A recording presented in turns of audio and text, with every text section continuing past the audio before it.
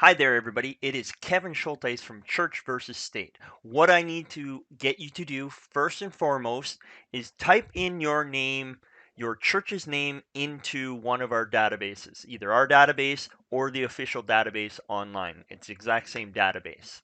Now, what is going to happen is if the whole point of this is if your church is connected to the CRA, the Canadian Revenue Agency, and you're registered as a CRA charity, that my conclusion is your church is in big trouble. And I could even make some arguments that it might not be a church and or it's for sure not doing what a church is supposed to be doing, uh, being a watchman and being a witness. We are supposed to be, as people, watchmen on the walls. We're supposed to be calling out evil, supposed to be calling out things that are wrong, that are negative, that are anti godly, and vice versa. We're supposed to be good witnesses. We're supposed to be the witness to the Lord. We're supposed to edify, build up, and promote anything that is godly and wholesome for people. And if you are on the CRA list, I am telling you, your church is being handicapped and you probably don't even know it. But that's what today's video is all about, and we are here to get educated and fix that. So that is awesome. So I'm glad that you're on board. What will happen is this talk will be broken up into a whole bunch of kind of smaller talks. It is a big topic, and there is a lot of education that needs to happen. And it's not, hey, let's get our church. First of all, the church is people, is us, right? So let's get our definitions down. Is There is the CRA charity, then there are charities that just aren't listed as a CRA charity.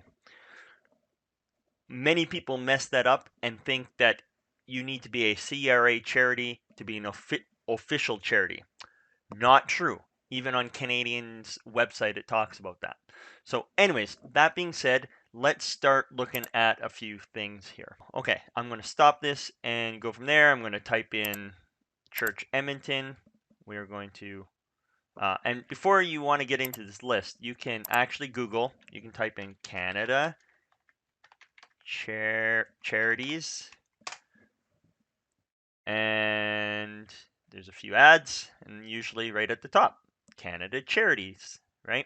And then you can actually, we'll get into some of the other pages of the Charity Act, and I will start building my case why your church is in big trouble, why it's ineffective, why you know it's or why you have that feeling that it's ineffective, how we can change our country, and it all stems from this, and we'll explain that. So we're going to type in a name, type in the name of your church, and your church almost guaranteed will pop up, or type in a couple of keywords and it'll shorten the list. If I type in church, it comes up with 15,000. I'm just going to type Church of Edmonton just to get a smaller list, and I'm trying to not call out any one particular church or denomination in particular, right? So but that being said, I'm calling out every single church basically in Canada, right? I think almost every single church is on this list. And if they're not on this list, they actually are aspiring to be on this list, which is so crazy. So hopefully you'll understand more what I'm talking about after I start explaining all this.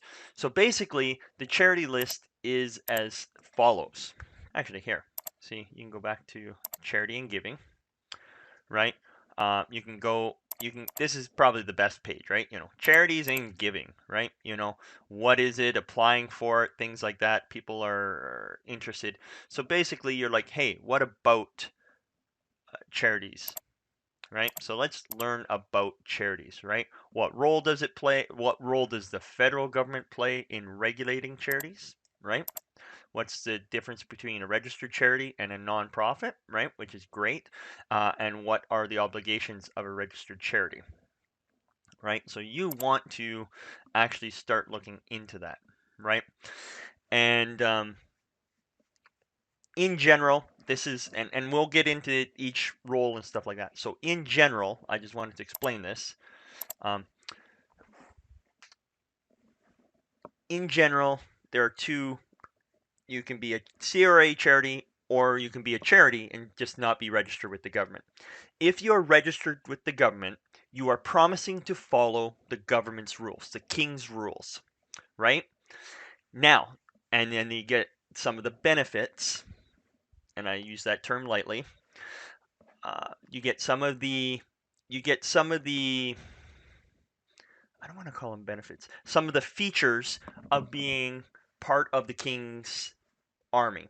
So you fall in line with the king's army, and you get some of the features of being in line with the king. So the king has a whole bunch of rules, and what you want to do is, as a church, signing up for the CRA means that you are promising to follow their rules, right? The CRA Charity Act and stuff like that started in 1967. So some of the older churches, 1967 there, 1967, this one, 1967, there's some ones, 1990, right, 2002, newer ones. So churches are all ages, but the act itself started in 1967. I'm guessing it's changed since then, because at the same time, I have a feeling, just like any government program, is what they promise initially is not what happens over time. And over time, the rules change, and the rules get worse and worse and worse for anybody of faith background and speaking out and such. Now, one of the biggest problems is with the CRA is one of the rules is you cannot speak up for or against any public policy. You cannot be political, right? And my argument is everything is political, right? Having an opinion about any topic is actually being political, right? So actually, I've never even looked it up. What is definition of political? Let's see here. Political, right? Of or relating to the government or public affairs of a country, right? Or relating to the ideas or strategies of a particular party or group in politics, right? Interested or active politics, motivated or caused by a person's beliefs or actions concerning politics, right? Relating or acting according to the interest or status of authority within an. Okay, so like, look at that. Relating to the government or public affairs of a country. So if you care about anything about how Canada or your country is run, that is being political. So if you never ever talk about how your country is being run, you don't care, then you're maybe, I suppose, non-political. But even with your choices and stuff, how you spend your money, how you deal with your time, what you do is either promoting or going against. If you've ever complained, that is complained or complimented what things are going on, you are actually being political. So you can, and this crosses every topic, everything. So how is a country run, right? That, so that's kind of one of my definitions. Is first of all, everything is political.